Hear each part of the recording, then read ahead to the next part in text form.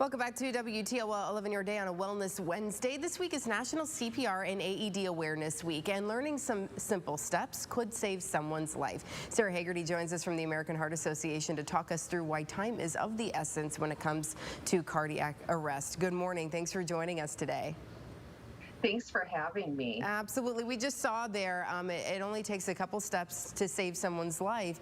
And time really is of the essence. Many times when folks have cardiac arrest, they're at home, maybe they're out in public somewhere, but they're definitely not at a hospital or at a doctor's office, right?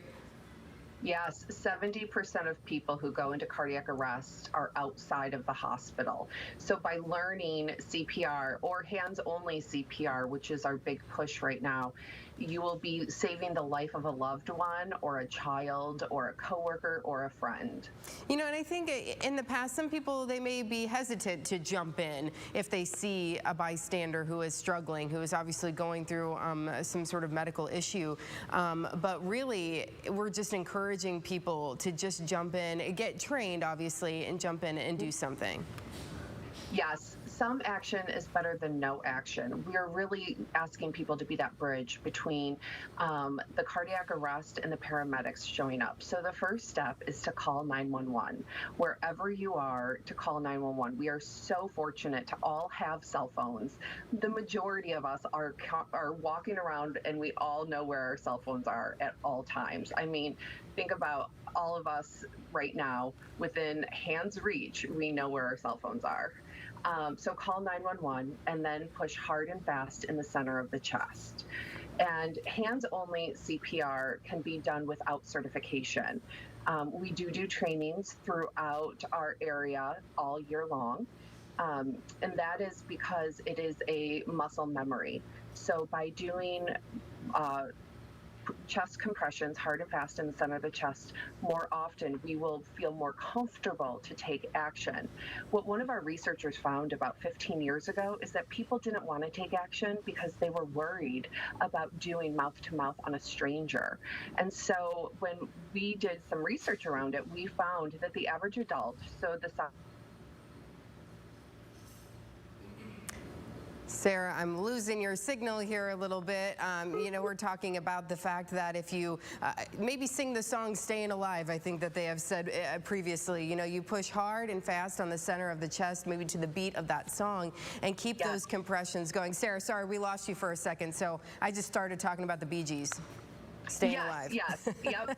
Staying alive, 120 seconds. And also, on a lot of the music streaming services, we have our own channel. So you can listen to all the songs that play about 120 seconds or 120 beats per minute. And you were just mentioning, you did some studies to learn that people, weren't comfortable doing that mouth to mouth. So you could do this hands-only CPR, and it makes a difference to do that until, a medical professional can get to the scene, because you call 911 first and get the ball rolling and get that process started for them. AEDs have also, we've seen them pop up in more places around town, around communities. I've even seen them installed in barber shops here around town. Just some really great work has been done with that, and you all have some exciting news in terms of AEDs. Well, not so much AEDs. We are still working on AEDs because we have, in our area, we have AED deserts. AEDs are huge lifesavers. They are they're a little scary to use, but don't be scared to use them because they walk you through each step. You cannot mess up using an AED. But there are areas in our community that don't have them. But through the pandemic, we have found that there has been a lack of infant CPR training. So we had a sponsor, Lazy Boy, donate 400 infant CPR kits in our area to local organizations. And so that donation is going to happen this month, and we are very, very thankful to Lazy Boy for their partnership. So infant CPR, how are those different? I would imagine they're much smaller. Much smaller, beats are going to be faster, and mouth to mouth is necessary. And so it used to be that NICU families all needed to learn infant CPR before taking their baby home. And now it is with staffing shortages, that doesn't always happen. And so we wanted to be that gap filler. We wanted to make sure every family is equipped with this life-saving device, and not only mom and dad, but grandma and grandpa, babysitter, older siblings. And so one kit can train a whole family and caregivers. And so we are donating 400 into our community. Wonderful. And you said, again, that was thanks to a donation from Lazy Boy, so really great for them to give back to our community. If other people, they want to get trained or they want to learn more about hands-only CPR, where can they go to get more information? They can go to heart.org/Toledo.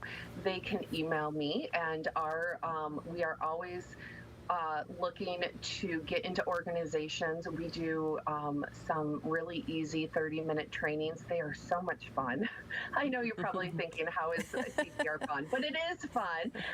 And our YouTube channel has 90-second videos that do get you nice and equipped to take action if need be. Wonderful. Sara, thank you so much for joining us this morning, getting the awareness out about that, about what you could do, simple steps that you can do to save a life. Thank you so much for joining us this morning. Thank you. Yep, take care.